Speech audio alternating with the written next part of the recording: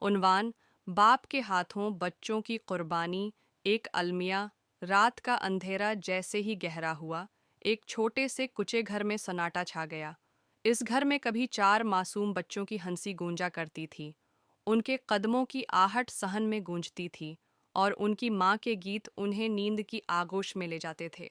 मगर आज वहाँ सिर्फ खामोशी थी, एक ऐसी खामोशी जो क़ियामत से कम न थी। ये कहानी एक ऐसे बाप की है जो अपनी जिंदगी के बोझ तले दबकर दरिंदगी की हद तक पहुंच गया। एक ऐसा बाप जो कभी अपने बच्चों को सीने से लगाकर मोहब्बत भरी नज़रों से देखता था, मगर एक दिन वही नज़रों में वहशत समू कर उनकी सांसें छीन बैठा।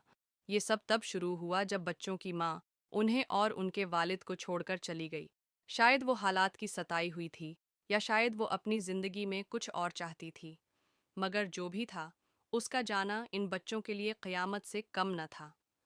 उनकी आंखों में माँ के बगैर एक अधूरी दुनिया थी, और उनके वालिद की दुनिया तो जैसे टूटकर बिखर चुकी थी। एक रात, जब पूरा गांव नींद की वादी में था, इस बाप ने एक ऐसा फैसला किया जिसे सुनकर रूह कांप उठे। इसने अपने ही जगर के टुकड़ों को एक एक करके छुरी से ज़ब्ह कर दिया।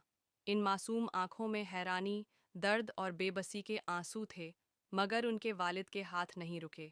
वो इन सब को एक एक करके मौत के घाट उतारता गया और फिर खुद को गोली मारकर दुनिया छोड़ दी। सुबह जब लोगों ने ये मंजर देखा तो आसमान भी रो पड़ा। गांव की हर गली में आह वो बका थी। कोई ये मानने को तैयार न था कि वही बाप जो इन बच्चों के लिए जीता था, उनका कातिल बन सकता है। मगर सवाल ये है कि आखिर ये सब क्यों हुआ?